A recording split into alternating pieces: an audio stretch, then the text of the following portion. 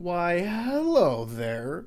Why don't you come on in? It's nice to see you. Bring it in for a hug. Welcome to episode 93 of Dank Times, Danker Thoughts with me, Angelo Grosso. I thought I'd have a family by now.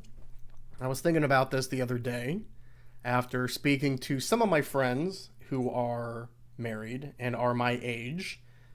Some of them even have children. Some of them even have children that are almost 10 years old, which makes me die a little bit inside.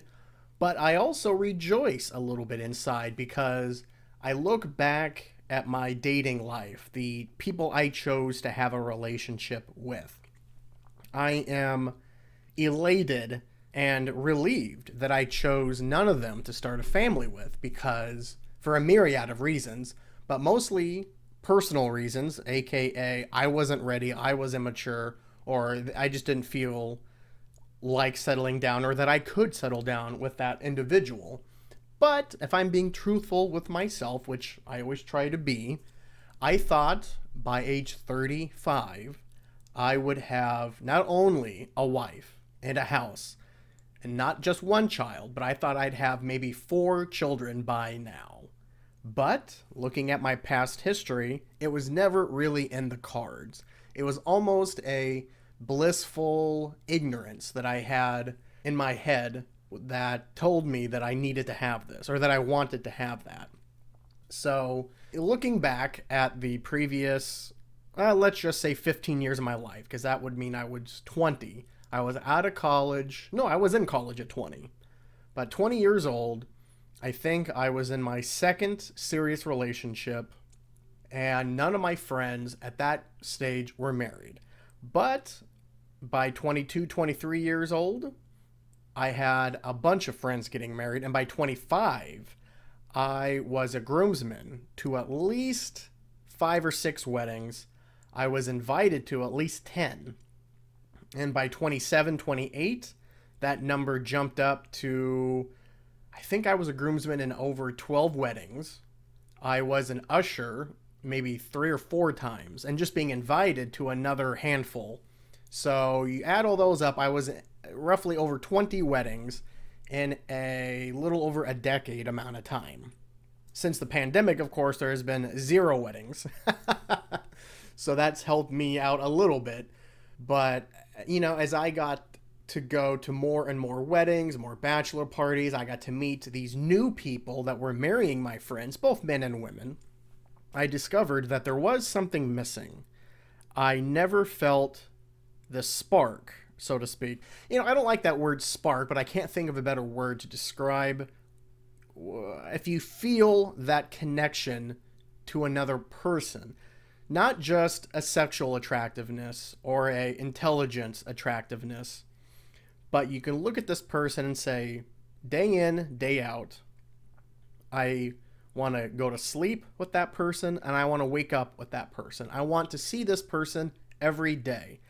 I want to live with this person. I want to cohabitate with this person. Dare I say, I want to bring in another life or more lives with this person into this world.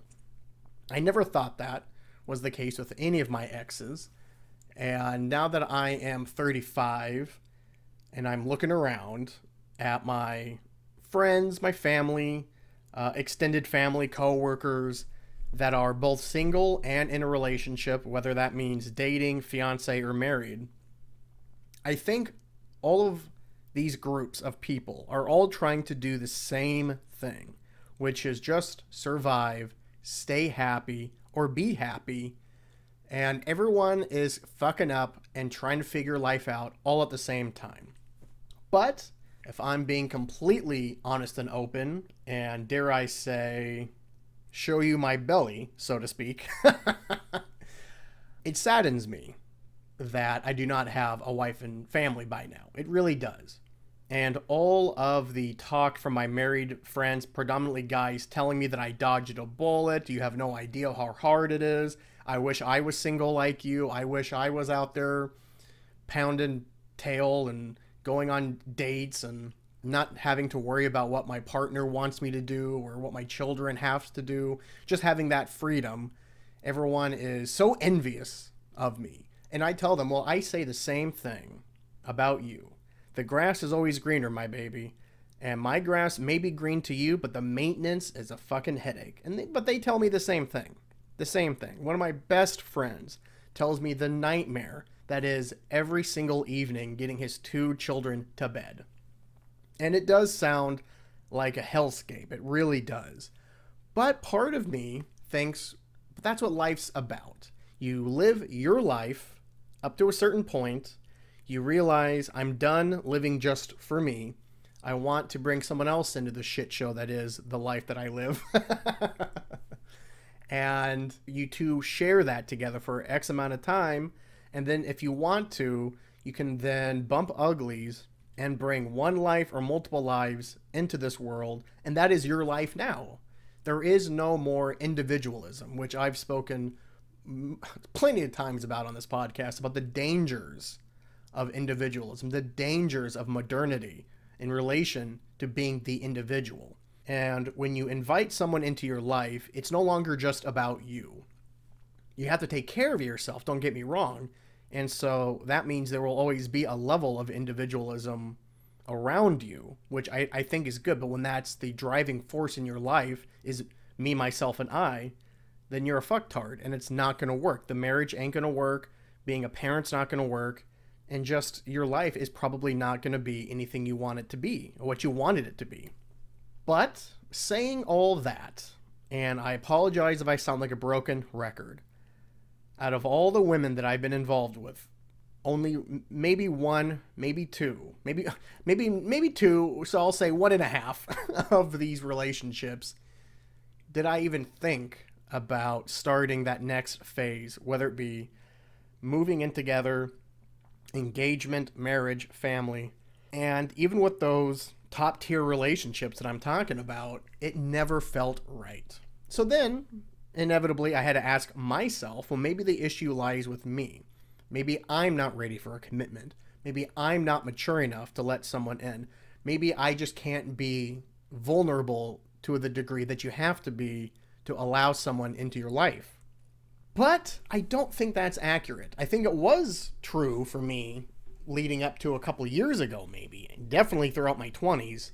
Thank God I didn't make a mistake and marry someone or impregnate someone. Thank God that didn't happen. I don't believe in God, but thank whatever God is listening.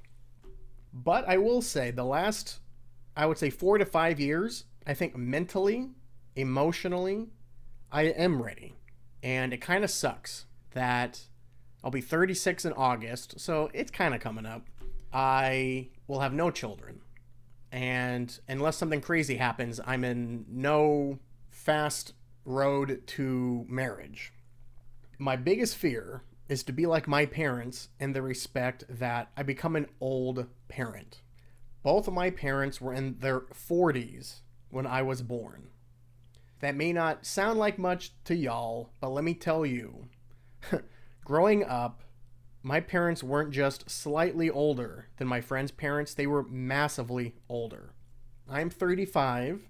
My father is 74, 73 or 74. Is he 75? I don't know. He was born in 1947. I don't have time to do the, well, I have the time. I'm too lazy to pull up a calculator and do the math. Whereas my mother is 70, she'll be 72 in March. And it's a fear to me because I know what my parents could and could not do when I was a kid. They were not active. They weren't mentally there with me a lot of the time when I was young. Physically, they were there, but they weren't emotionally or mentally there. They had their own fuck-ups that they were dealing with, like everybody does. But having that age gap really played a part. And I could see that having old, divorced parents kind of made me a old soul in a sense that I had a very old AARP-like outlook on life. In fact, every girlfriend I've ever been with has said one time or another that I tend to act like an old man. And that hurts a little bit because that's what I don't want. I want to be able to be there, be present, not just physically, but also mentally and emotionally for my children if I ever have any. I may have to just bite the bullet. If I'm in my 40s and I still haven't had one, I may just have to do the complete opposite of what I'm talking about and marry out of loneliness, or marry out of my biological clock is telling me to, and then either be an old dad or adopt maybe a 3 or 4 year old and make up for lost time. I don't know. I'm not against adoption here. I never have been. I hope I never will be. But it just weighs on me, I guess is what my point is that I would like to have had a wife and kids a couple of years ago. I'm happy I don't, based on the people I chose to have relationships with, but it still weighs heavily on me. I sometimes wonder if I should have just made the choice like many of my friends did back in their mid to late 20s, which is just marry out of boredom, marry out of loneliness, marry out of desperation. Very few of my friends, family, and coworkers that have been married more than 5 years are truly in love. At least love as I define it. And I'm not going to name names. Snitches get stitches. But yeah, it does weigh on me. It does.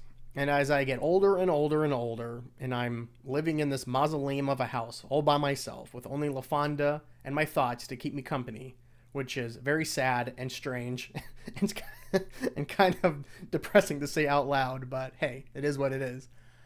But I just can't shake off the feeling that I failed in a certain sense, although I know I really haven't, but I still feel it. I still feel it. I am my own worst enemy in this thought that I have.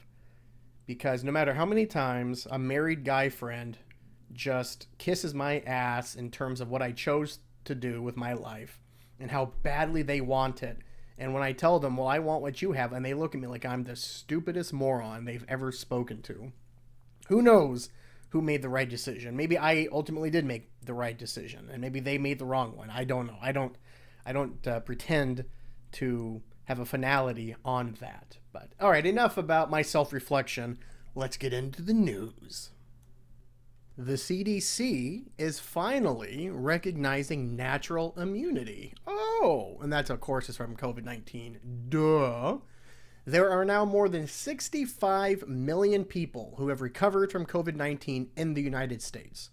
While vaccination for COVID-19 has been critically important to protect us against severe disease, hospitalizations, and death, the U.S. Centers for Disease Control and Prevention are finally acknowledging the strong protection provided from immunity after the SARS-CoV-2 infection, so-called natural immunity. Boy, I remember not that long ago, maybe even a month or two ago, you would say natural immunity on a podcast or a social media post and you would be shit on. You would maybe get your shit kicked off. I mean, I've had my podcast censored by YouTube a few times whenever I discuss updates with COVID-19. So it's just interesting how people get so ravenous when you say anything that is contrary to the mainstream media rhetoric. And then, not always, but sometimes, the rhetoric has to change based on those facts, that data you spoke about earlier that was shit on. Suddenly it's accepted and no one bats an eye, no one apologizes, no one has a correction. They just want you to move on and forget that they were total cunts to you. In the CDC report, which analyzed COVID-19 cases in California and New York in 2021 from May to November, the scientists compared the risk of new COVID-2 infection among 4 groups of people. Those who were unvaccinated without a prior case of COVID-19, those vaccinated without prior COVID-19, those unvaccinated with prior COVID-19, and those vaccinated with prior COVID-19. The author explains that before the emergence of the Delta variant of COVID-19, recent vaccination was more protective against new infection than natural immunity. In California during June, for example, 20-fold versus 8-fold. I'm too stupid to understand that. In California during June, for example, 20-fold versus, I see, Delta variant with natural immunity. I got it. However, after the Delta became prevalent, natural immunity was more protective against infection than vaccination. During the Delta wave of COVID-19, the incidence of COVID-19 infection among those with enhanced immunity due to both vaccination and prior infection was 32.5-fold lower in California and 19.8-fold lower in New York, whereas rates among those vaccinated alone were only six-fold lower in California and four-fold lower in New York.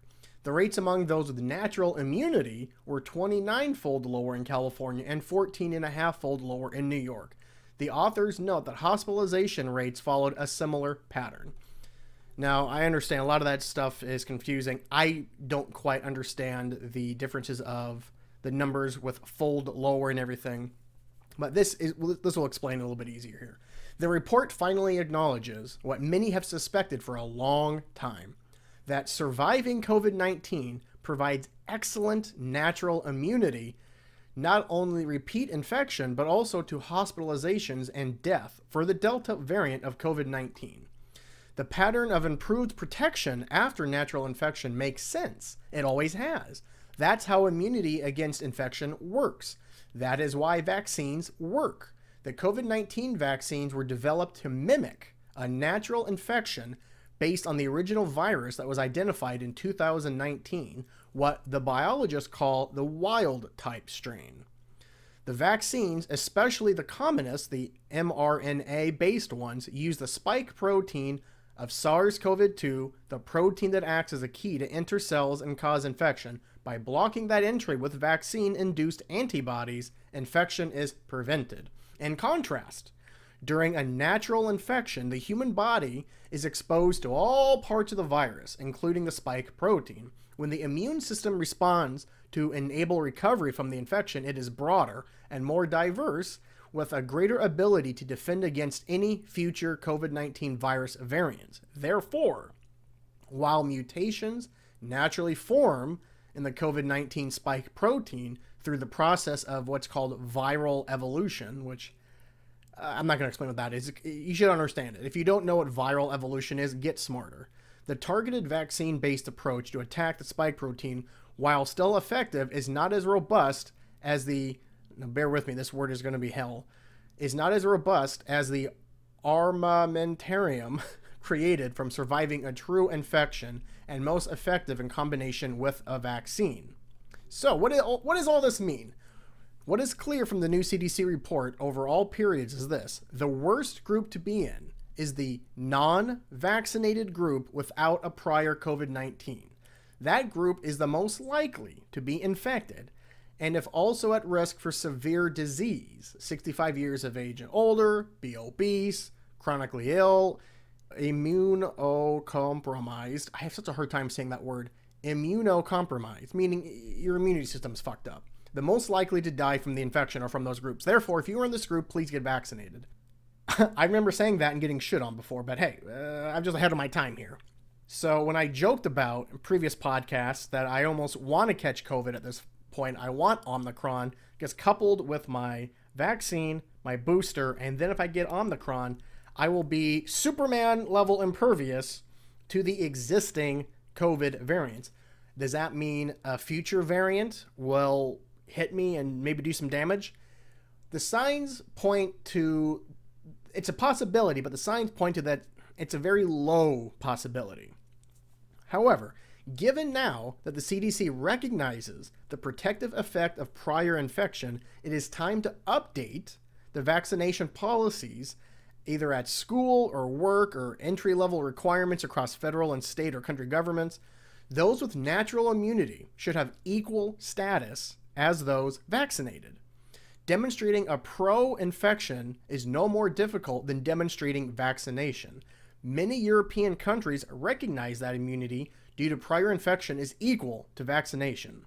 Not exempting those with prior infection was always unfair. Now it is unscientific as well. And you may ask, well, Angelo, this sounds all hunky-dory, but where the fuck is this from? This is from The Hill. It was written by Jeffrey Klausner. He is a clinical professor of medicine, population and public health sciences at the Keck School of Medicine of the University of Southern California. And sticking with COVID, our neighbors across the pond, the UK, are now lifting COVID restrictions, saying Omicron wave has peaked. Face masks will no longer be mandatory in public places, and COVID-19 passports will be dropped for large events as infections level off in most parts of the country, British Prime Minister Boris Johnson said Wednesday. Johnson told lawmakers that the restrictions were being eased because government scientists think it is likely that the surge of infections prompted by the highly contagious Omicron variant has now peaked nationally. While hospitals in northern England still are getting pressed by high caseloads and infections were still rising in schools, Johnson said hospital admissions and patients in intensive care units elsewhere in England were stabilizing or falling completely. The government is no longer advising people to work from home, and compulsory face masks will be scrapped in secondary school classrooms starting Thursday. And this was a couple weeks ago, the story. Mandatory COVID-19 passes will not be needed to gain entry to large-scale events beginning January 27th. Well, it is February 7th as I record this, so as you can tell, it's a little outdated here.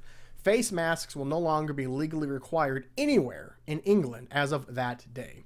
We will trust the judgment of the British people and no longer criminalize anyone who chooses not to wear one, Johnson said. The restrictions were introduced in December to slow the rapid spread of the Omicron variant and buy time for the population to get their booster vaccine shot.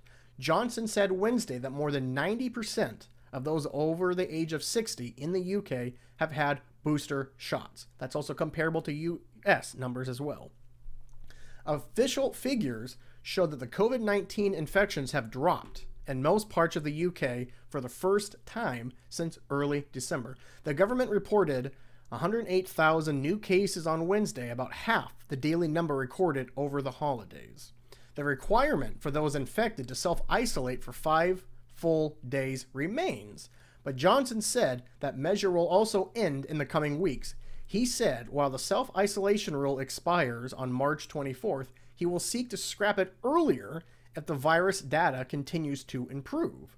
Johnson and Health Secretary Sajid Javid both suggested that the government is planning for a post-pandemic period when it can treat COVID-19 more like the flu. Oh, that's my dream too.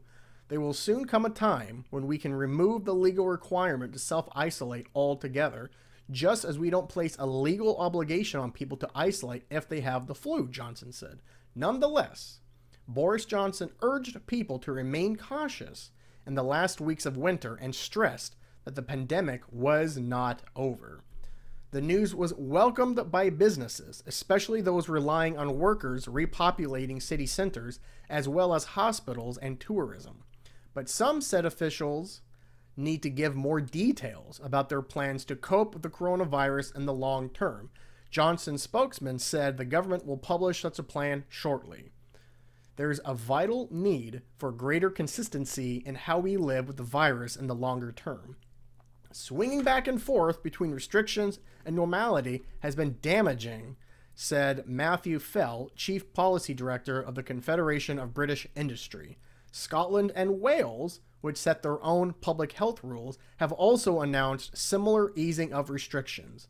Britain has the second worst pandemic death toll in Europe after Russia, with over 153,000 confirmed virus-related deaths. Well, we have 900,000. Got to get those numbers up, baby. So, my opinion on all this is, if the data shows that that is true, then I think the UK is doing the right thing. In fact, that was passed in the end of January, so it's been about a week and a half. I have already heard rumblings that our administration is looking at easing some restrictions as well, because we are seeing the same drop-offs.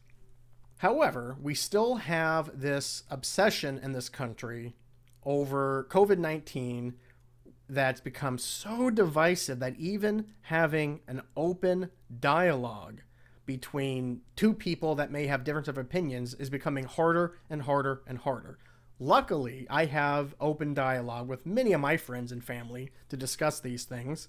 Most of the time, it goes well and is encouraging and respectful, but not always.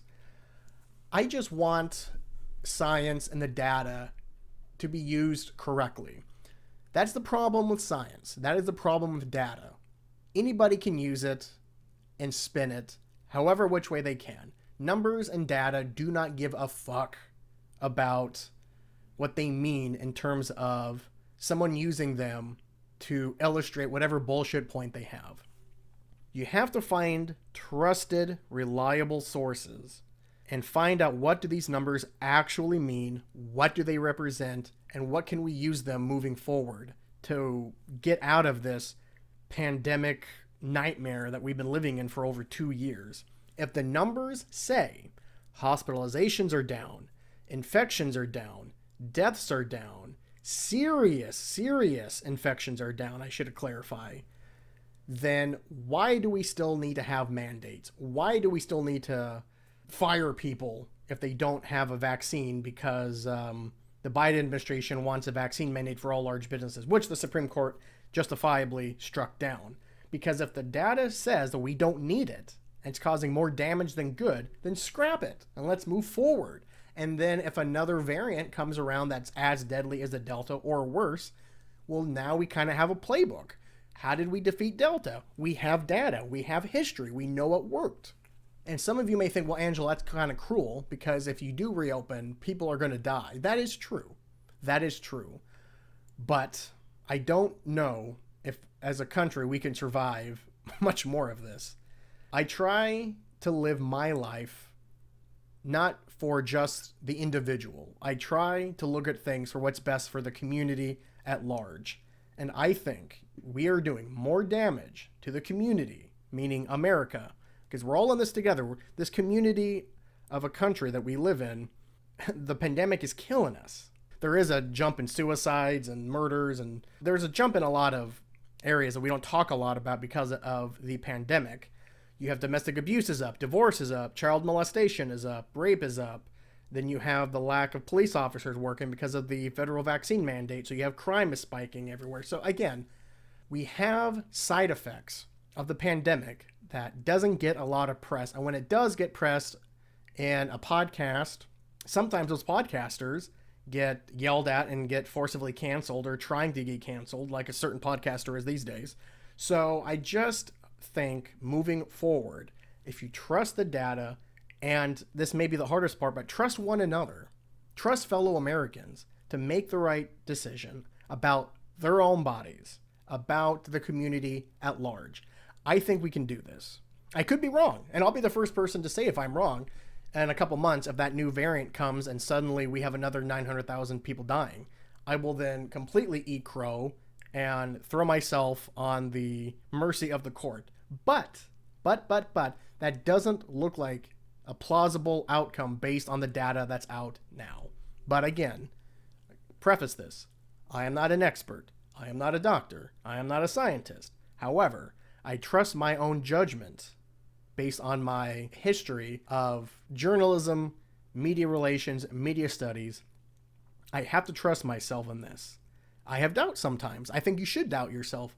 I think you should be skeptical all the time about what the mainstream media is saying. The mainstream media has proven time and time again that they're full of shit. Not always, but a lot of the time.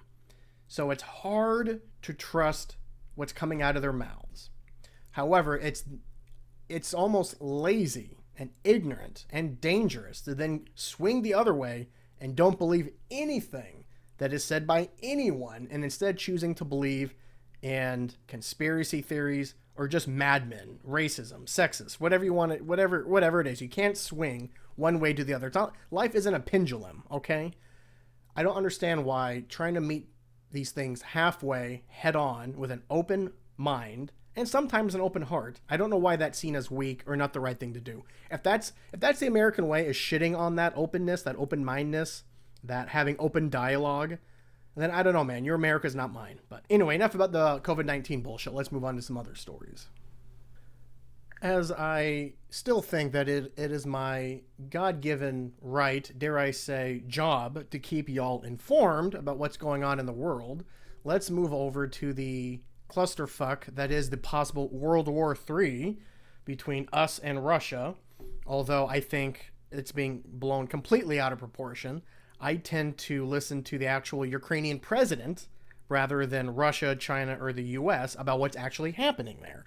But I saw an interesting article over the weekend, and this was on BBC. China What does it want from the Ukraine crisis with Russia? Now, some of you may know this, some of you may not, but Russia and China have been allies for a long time because of their shared communistic government ways.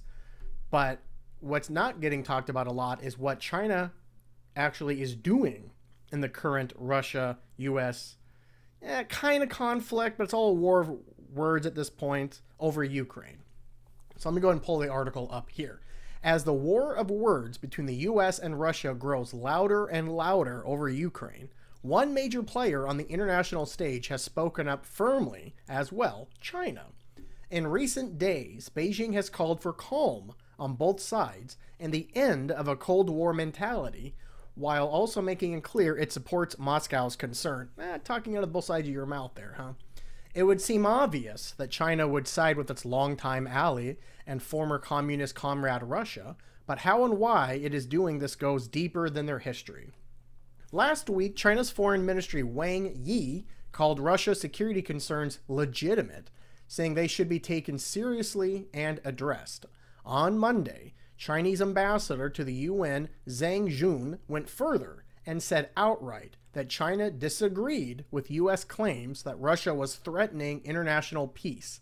He also criticized the U.S. for convening a meeting of the UN Security Council, likening it to a megaphone diplomacy that was not conducive for negotiations. China's official line on the crisis has been cautious and nuanced, stopping short of actual support for Russia using military force against its former Soviet neighbor, the Ukraine. But some state media outlets covering the crisis have been blunter. Coming at a time of burgeoning anti-West sentiment in China, the Ukraine crisis has been portrayed as yet another example of the West's failures. In their view, it is the US-led NATO that is acting the bully in refusing to respect the sovereign right of other countries, such as Russia and China, to defend their territory. The Global Times newspaper claimed it was the ever closer relationship and bond between China and Russia that is the last defense that protects the world order. China and Russia these days are close, perhaps closer than ever since the days of Stalin and Mao. Some experts believe the 2014 Crimea crisis in Ukraine was seen as pushing Russia further into the arms of China, which offered Moscow economic and diplomatic support amid international isolation. Since then, the relationship has blossomed further. China has been Russia's biggest trade partner for years, with bilateral trade hitting a new high of $147 billion last year. The two countries also signed a roadmap for closer military ties last year while stepping up joint military exercises. Whew. In the event of an escalated conflict that results in Western sanctions being imposed on Russia, experts believe China is likely to come to Russia's economic aid just as it had before. This could include providing alternative payment systems, loans for Russian banks and firms, more purchases of Russian oil, or even outright rejection of U.S. export controls. All this, however, would come at a significant financial cost to China. One reason why experts believe that for now, echoing Moscow's line, is as far as Beijing will go. Rhetorical support for Russia is a low-cost move for Beijing. Some in the U.S., as well as Chinese communities around the world, are closely watching the Ukraine conflict as a potential test of U.S. loyalties to its allies. Many are asking if the U.S. would intervene militarily if Russia invades Ukraine, and if it would do the same if China one day attempted to reclaim Taiwan, an island that sees itself as an independent country and which counts the U.S. as its biggest ally. The question of whether the U.S. would go to war with China over Taiwan is a legitimate concern in Asia, as U.S.-China rivalry heats up and as Taiwan increasingly reports Chinese warplane incursions in its self-declared air defense zone. The U.S. has been deliberately vague about what it would actually do in the event of such an attack. It has a law that requires it to help Taiwan defend itself, but at the same time, Washington diplomatically acknowledges the one China policy set out by Beijing, the position that there is only one Chinese government. Well, we should stop doing that. Experts, however, have dismissed such parallels, pointing out that the two situations are governed by completely different geopolitical concerns. Very true.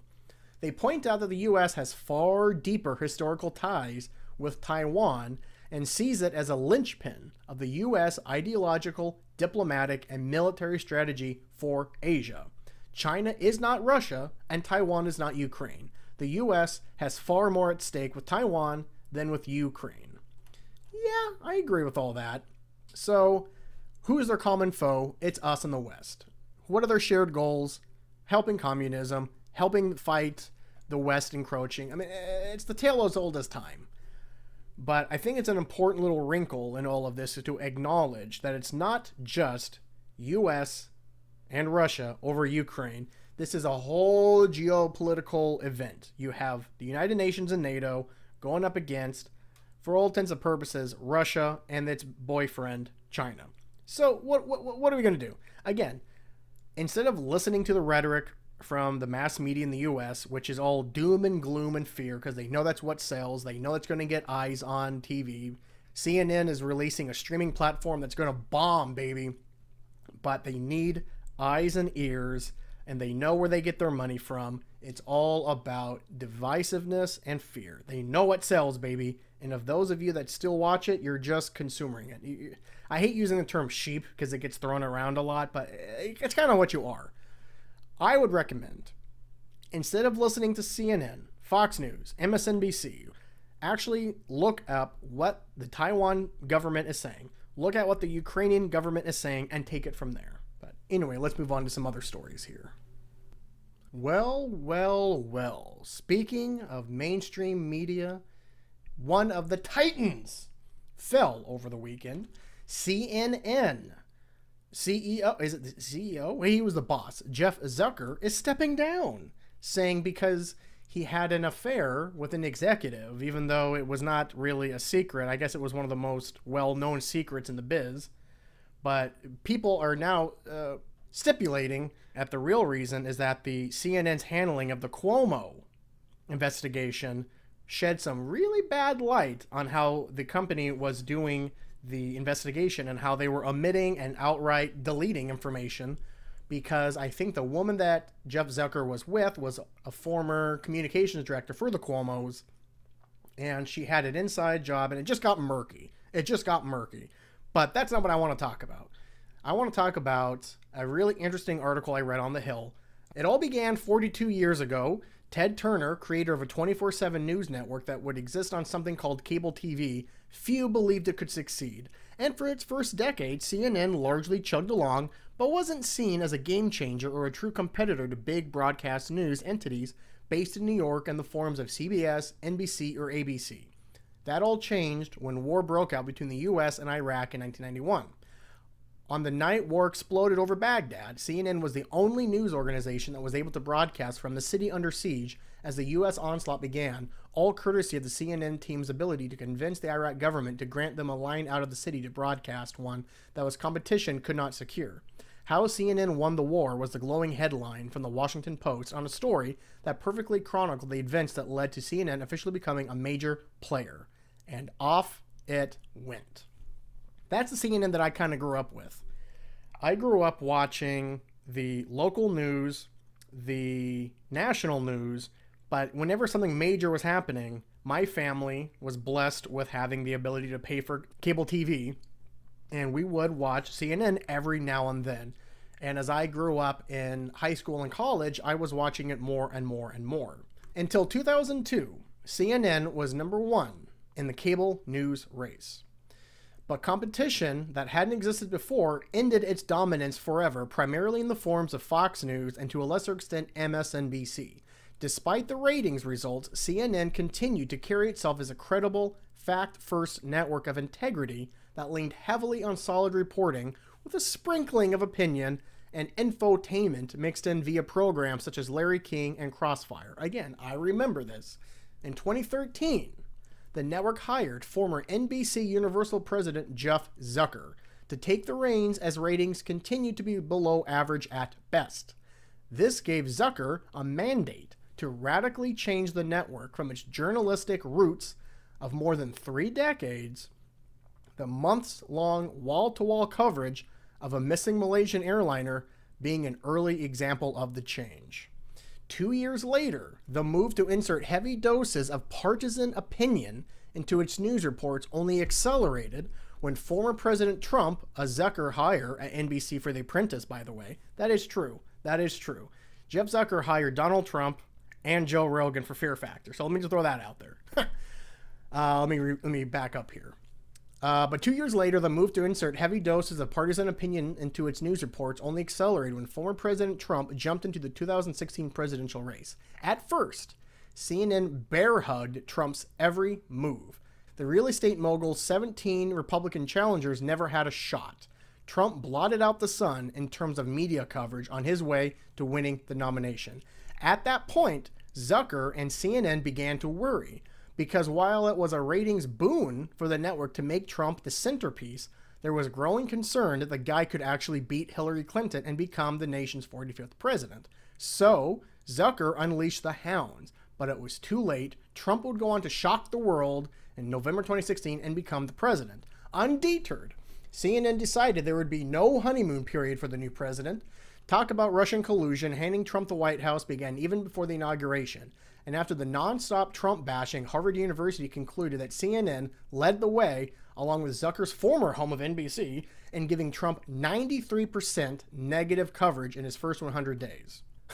For the next 4 years, CNN served as the leading media resistance to Trump, throwing objectivity out the window. And after President Biden got elected, the network cheered the new president as it had throughout the entire campaign, while still making Trump a prime centerpiece for over-the-top negative coverage despite him being out of office. But as much as CNN tried to resurrect its lead character, who was banned from social media and largely off the grid for the year, his absence clearly showed the network was a one-trick partisan pony. Ratings fell 90% overall when comparing January 2021 to January 22. That's hard to do. Which brings us to the events of this week. Zucker released a statement saying he had to resign because of a consensual affair with an executive named Allison Gollust.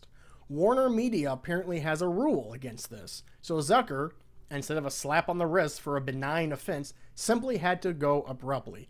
Nobody believes this excuse. Turns out they may have had plenty of reasons to be skeptical. And this is what I was talking about earlier.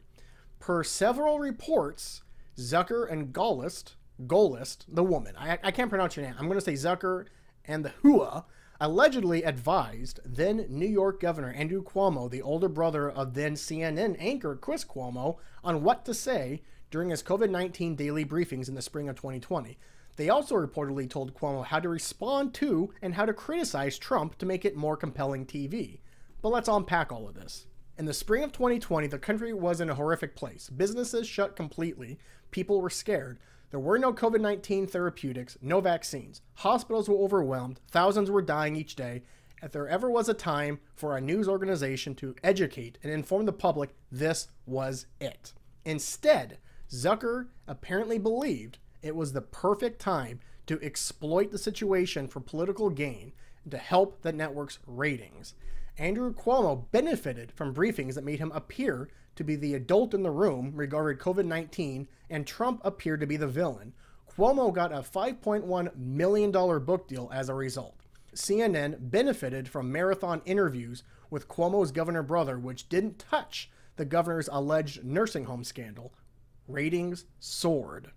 So, was Zucker's departure simply about a consensual relationship with a coworker? One might be forgiven for questioning that.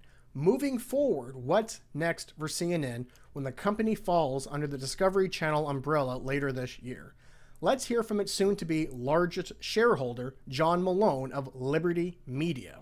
We would like to see CNN evolve back to the kind of journalism that it started with and actually have journalists, which would be unique and refreshing, Malone said in an interview that recently aired on CNBC. The collapse of CNN is now complete. 9 out of 10 viewers are gone. Its top-rated anchor, Chris Cuomo, is gone. Its network president, gone. Its integrity is in shambles. Oh, and new management coming in that is signaling big-time changes that may bring CNN back to the proud network it once was before Jeff Zucker destroyed it? Hopefully soon. I could not agree more. All you have to do is turn on CNN right now and look at what they're talking about. In fact, I'll do you one better. Let me go to CNN's website. Now, I'm closing my eyes. I'm not looking at the screen. I'm going to guess Trump is on there, Joe Rogan is on there, and probably DeSantis is on there. Let me open my eyes. It's all about the Olympics. There's a shooting in Washington State grocery store. Lovely. That's my hometown. I do see Trump and I do see DeSantis on here, but I don't see Joe Rogan, which is surprising because they're covering him like he's the next Antichrist. Oh, there's Joe Rogan at the very top under trending. So, CNN, if you're listening, which I know that you are, you need a new boss. I'm your guy. I am not partisan. I am middle of the road. I am progressive, which is going to bring in tons and tons and tons and tons of young viewers that, if done rightly, CNN can hold on to them by bringing in elements of the new media. Now, I watch a bevy of online journalists. Breaking Points, The Hill, Secular Talk, Matt Taibbi is another one. I mean, I could go on and on and on. But I've CNN embraced actual journalism that tells both sides of the story without opinions, without editorials. And, and if they are going to have that, make it known. I think CNN can survive, but at all indications look like it's going to flame out because that streaming service looks goddamn awful. And you wonder why CNN is going hard in the paint after Joe Rogan? I wonder why. Joe Rogan gets 10 millions of downloads, if not more, a day. CNN gets, 10,000 views a day? And when they start their streaming service, who do you think the main competitor is? YouTube, Spotify, podcasts. Who's the king of all that? Joe Rogan. Now, I am not a Joe Rogan defender, I don't think. I like the guy. He's helped me immensely personally. Do I agree with everything he says? Fuck no. Do I worry about some of the COVID misinformation that he says? Sure. But he also apologizes and retracts when the data supports that. Does CNN and Fox News do that? Fuck no. Over this latest video that Rogan made about using the N-word, and I'm not talking Nutella. Again, all taken out of context, but as a white man, I don't think I can say when it's okay and not okay to say Nutella. It's never okay to say Nutella, but do I say Nutella around some of my other white friends? I have. I don't do it anymore, or if I do, it's very rare. But I also don't think that means you're a fucking racist because you're joking with your friend and you let a Nutella slip. But anyway, that's just my personal opinion. So, I don't think CNN is going to make the right decision. They have shown that they're not going to do that. The current climate and media is all about shock and awe, division, violence, talking heads yelling over each other. So, I do have hope that CNN will make the right decision. I just don't think they will. But anyway, enough about all that garbage. Let's move on. Last news story of the day. Democrats abandon Jill Biden's free community college push. Oh, what a good idea, President Biden and his administration. Let's fuck over one more promise you made. And right during the midterms, just around the corner, tisk, tisk, tisk. Free community college will no longer be included in Democrats' social spending package, which has so far failed to pass in the Senate. First Lady Jill Biden announced Monday. Oh, Jill Biden. And she would know. She was a teacher. Democrats have abandoned the provision that would give eligible students 2 years of free education at community colleges, the First Lady's signature legislative initiative. She is a professor at a community college in Virginia. 1 year ago, I told this group that Joe was fighting for community colleges, Jill Biden said during the Community College National Legislative Summit in Washington, D.C. Say that 3 times fast. But Joe has also had to make compromises. Congress hasn't passed the Build Back Better agenda yet, and free community college is no longer a part of that. We knew this wouldn't be easy. Joe has always said that. Still, like you, I was disappointed. Because, like you, these aren't just bills or budgets to me. We know what they mean for real people, for our students. Well, you're saying all the right things. But Jill, maybe what you have to do is withhold some of that poontang from Joe, okay? Let him know you're not getting any of this unless you pass my bill. You have got to make education free for, well, not education, but Community college is free for eligible students. We promise this. We promise them this. Do you want to get anyone that has student loan debt to vote for you? Do you want to get any youth to vote for you, Joe? If you do want that, pass it, and then I'll give you some of the sweet, sweet poontang. But as of right now, it ain't looking good. Opposition to the spending packages from Joe Manchin and Kristen Sinema have forced Democrats to winnow certain provisions to ease spending concerns and salvage the bill, which was last estimated at a paltry $1.75 trillion. I mean, that's chicken scraps. That Build Back Better bill should be fucking $4 trillion at the least. The House passed the bill in November, and it has since been stalled in the Senate. Tuition costs have ballooned, that's a polite way of putting it, at both 4- and 2-year institutions over the last 2 decades. Obtaining a degree from a community college still remains far less expensive than receiving one from a public or private college or university, according to data from the Department of Education. Well, you don't need to have a degree in common sense to know that. Community colleges typically offer working class students, immigrants, and students of color a more affordable, flexible path to middle class career. And now it's not going to happen. So again, Biden administration, if you're listening, and I know that you are, talk to me first before you shit the bed like this. Do you want to lose the House and the Senate? Is that what you want? Because this is how you're going to do it. This game plan is going to give you nothing but failure. Oh, I mean, this is why we can't have nice things in America. It's staggering to me that the only time moderates, Democrats, and Republicans agree on anything these days is for the military budget. Let's bomb more civilians. It's insanity. It's insanity. And whenever I hear talk of how we need a top to bottom revolution in this country, and I try to think, well, is that logical, or could that even happen? And then I read things like this, and I'm like, oh, they don't even care anymore. The elites and the governing ruling class, they don't even hide it anymore, because they know they have us over a barrel, and they're just fucking us in our assholes. Same thing with Amazon raising Prime prices. Why? You guys make billions of dollars a day, and you just want fucking more. And as an employee from that company, do I get any of the benefits from it? No. I have to pay for Prime. God damn it all. Anyway, fuck all this. I want to talk about some movies and TV shows that I've watched recently. I finally was able to sit down and watch the 2.5-hour thrilling movie Nightmare Alley. It was not as good as I thought it would be. However, it was still pretty entertaining. And Bradley Cooper was, so good in it. So good. And there is a bathtub scene where I wish I was blowing bubbles with my mouth.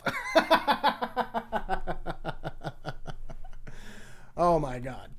I will say that the trailer and the movie posters is very misleading. When you look at the poster, for example, it shows Bradley Cooper on top, and underneath there are the 3 actresses in that movie. Rooney Mara? I think it's Rooney Mara, not Tilda Swinton. What the hell is her name? Toni Collette, and of course Cate Blanchett. You know, let me just pull the movie up so I'm not talking out my ass.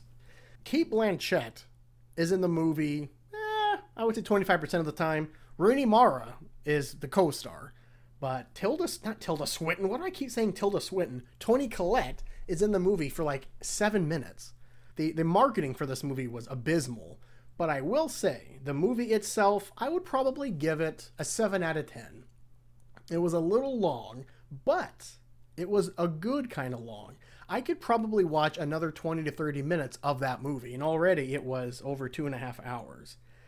Bradley Cooper, again, it was probably one of the better acting performances I've seen from him, and I think he's already a pretty damn good actor. Although I don't think he'll get an Oscar nomination out of it, which I don't know if he deserves it. Certain scenes, it was so-so, but the final scene in the movie, I'm not going to give anything away, is stupendous. Bradley Cooper hits everything right where he needs to hit. It is a brilliant ending to the movie. It gives you all the closure you want, no loose ends, and unless you're not a human, you will be sobbing, or at least getting teary-eyed at the last scene. So all in all, I will say it was a little underwhelming, but Nightmare Alley is still a pretty damn good movie. It's a top 5 movie that I saw last year. I will give it that. I still like Licorice Pizza, the Spider-Man movie, No Way Home, Dune, what are the other ones? Last Duel. I like all those movies better, but this one's in the top 5. But I don't think it's going to be nominated for much, if at anything at all. I would hope the set designs, the costumes, I think those 2 areas, it was really good.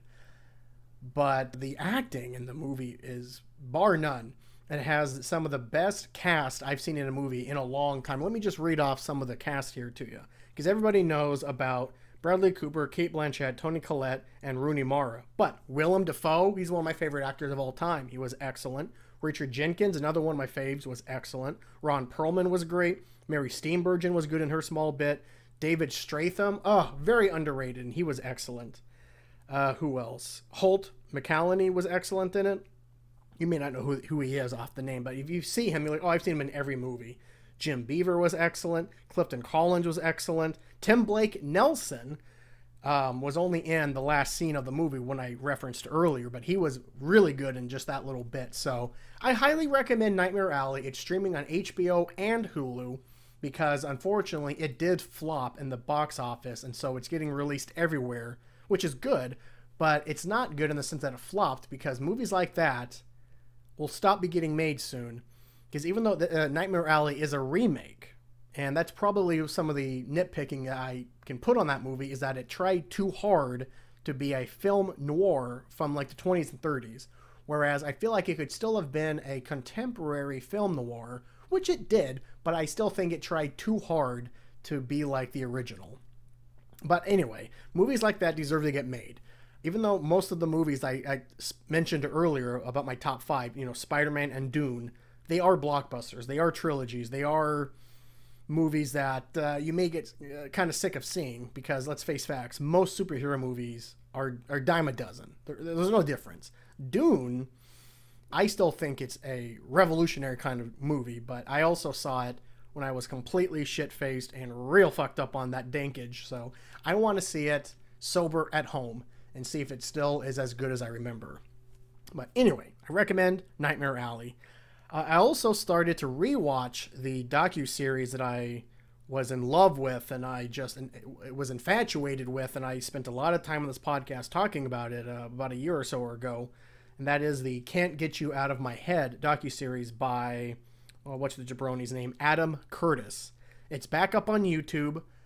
You should be able to find all 6 episodes. It is from BBC from 2021. Now that I'm rewatching it, it's just, I didn't think it would be possible, but it is a lot better the second time around. I wish I could buy it. It's one of the few documentary series, or just any series, that I want to physically own a copy of. I don't want to own digital copy. I don't believe in NFTs. But NFTs, what a fucking scam. But it's on YouTube. Can't Get You Out of My Head by Adam Curtis. If you like history, political documentaries, please watch it. Please, please, please watch it. I don't care if you're Republican, Democrat, progressive, libertarian, QAnon, a jabroni. I don't care. Just give it a shot. I also started the new season of Ozark, which I have been putting off because I've been dreading it because that show just wipes me the fuck out. I feel like I need to take 3 days off after each episode. And last night I finally bit the bullet and said, okay, let me just start the episode. And the recap, just the recap from the last season, stressed me out so badly. I had to pause it and kind of collect myself. I was a little bit clumped, as George Costanza's parents would say. But I was instantly hooked. 5 minutes into the first episode, I was like, oh shit, this is why this show is arguably one of the best shows on television. And I would say it's probably one of the best television shows in the post-Breaking Bad Mad Men era. And I will fight you if you disagree on that. So I'm only 1 episode in. I don't know how this season isn't going to kill me, but it's a masterpiece. That's all I can say. If I had to rate Ozark, I can't give it a 10 out of 10, but it's as close to a 9 out of 10 as I feel comfortable giving. In fact, I may just say 8.8, 8.9 out of 10. But Jesus Christ, that first episode and just what they're teasing where the season's going to be. I think this is the last season, now that I think about it, because they're splitting into parts 1 and part 2. Oh, man, Ozark. God damn, I love that show. And the last show I want to talk about is the HBO Max series Peacemaker with that cuck John Cena. And, who's the guy that creates it from Guardians of the Galaxy? Oh, I can see his name, and I just can't think of it. Oh, God. Oh, let me look this up here. This is driving me nuts. I hate it when I can't think of things. I have got to have early onset dementia. God damn you, marijuana. James Gunn, son of a bitch. Anyway, Peacemaker. Far better than I expect. And I've given my 2 cents about John Cena before. I think he's a little bit of a spineless cuck because he apologized to China in Mandarin for dare calling, not Tibet. We were just talking about it earlier between China and Russia. Is it Tibet? God damn it. Again, dementia. I'm losing it. I must be taking the multivitamins that Joe Biden takes. But anyway, John Cena called the country a country that China doesn't acknowledge, and China got mad. John Cena is in the Fast and Furious movie, so he had to apologize because America loves that Chinese dollar. Well, it's not the dollar. Whatever. Is it the yen? But anyway, America loves Chinese money. But putting that aside, John Cena is comedically amazing in this series, and I will even say I'm surprised at his depth of drama acting. I did not think he could do it, but he did. It's a fun series. If you like superhero content, but you're tired of kind of just the standard cliche blueprint for superhero movies and TV shows, Peacemaker does follow that blueprint, but it's different just enough. I would recommend watching the first 2 episodes of Peacemaker and then make up your own minds. You know, I'm not going to tell you what to think. I'm not CNN or Fox News. But yeah, check it out. So Nightmare Alley, Can't Get You Out of My Head, Ozark, and Peacemaker. Check all them shits out. But I think we can wrap up here. So in closing, I want to play you a 5-minute video. I'll speed the speed up on the video up to 1 1/4. That way you're not sitting there for 5 minutes nonstop. I'll speed it up a little bit. We can get through it quicker. But this is Jon Stewart, another person whose opinions I hold in high esteem. I may not agree with him 100% of the time, but massive majority of the time, I do. I grew up watching The Daily Show, and for better or worse, I took that as real news back then. Then again, I was in high school, so my brain wasn't fully developed. But now I can look back at those Jon Stewart, Stephen Colbert days of The Daily Show and say, well, shit, they were kind of spot on. Whereas a lot of the mainstream really wasn't. They were just repeating the rhetoric that big business, pharmaceutical, oil companies, you name what they wanted them to say. So The Daily Show was a breath of fresh air back then, just like today. The new media that is all digital for the most part, they are a breath of fresh air today. So let me go ahead and pull up what he has to say about the whole Joe Rogan Spotify debate. You can take it or leave it, but this is my opinion. I think this is a good dialogue to listen to, whether you side with Spotify and Rogan or you side against Spotify and Rogan. Let me go ahead and get that up here. Don't leave, don't abandon, don't censor, engage. I'm not saying it's always going to work out fruitfully, but I'm always of the mindset that engagement, and especially with someone like a Joe Rogan, who is not, in my mind, an ideologue in any way. And I think the proof of that was, I don't know if you remember, there was a guy who went on his podcast named Josh Zeps, who had, they were talking about, I think Joe said, myocarditis. Kids shouldn't get the vaccine because it causes a higher risk of myocarditis. And Josh said, well, actually getting COVID is a higher risk of myocarditis for kids, so they should get vaccines. No, it's not. So no, I think it is. He goes, no, I'm pretty sure it's the other way. And they looked it up.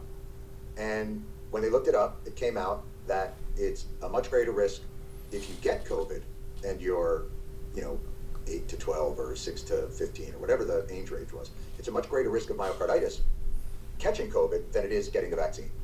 And if you are an ideologue or if you are a dishonest person, that is the moment. Like Tucker Carlson in that situation never would have looked it up and would have given that look he gives like somebody's giving him a confusion enema. Like they're just like they're just firing confusion up his ass. And Joe just went like, oh, I didn't know. Oh, okay, I didn't get that. And that to me says, oh, that's a person that you can engage with.